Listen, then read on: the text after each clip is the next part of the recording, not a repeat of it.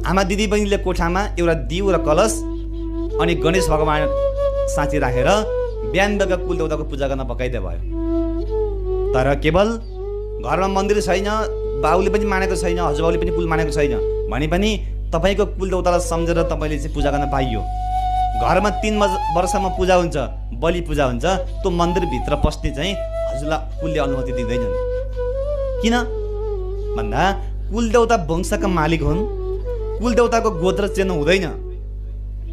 छोरी मान्छेबाट बेला बेलामा डिभोर्सका कुराहरू पनि हुन्छन्। त्यो कुललाई छोडेर अन्त जानुपर्ने भएको कारणले गर्दा कन्या कुमारी यिनीकी बे नहुन्जेलसम्म त्यो माइतीमा लिन्छन्।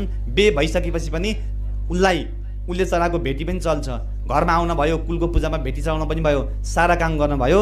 बे भइसकेपछि अर्कोपट्टि कुलसँग चाहिँ छोरी मान्छेको चाहिँ गोत्र मिलाएको कारणले गर्दाखेरि माइतीपट्टिको कुलभित्र पस्ने अनुमति छैन। तर बाहिर बस्ने, पूजा गर्ने, फुल, अक्षता, धूप, चन्दन सबै कुरा चल्यो। माइतीको कुल पूजामा भेटी राख्न पनि पाइयो, सेलरोटी ल्याउन पनि पाइयो, कुल खुसी हुन्छ।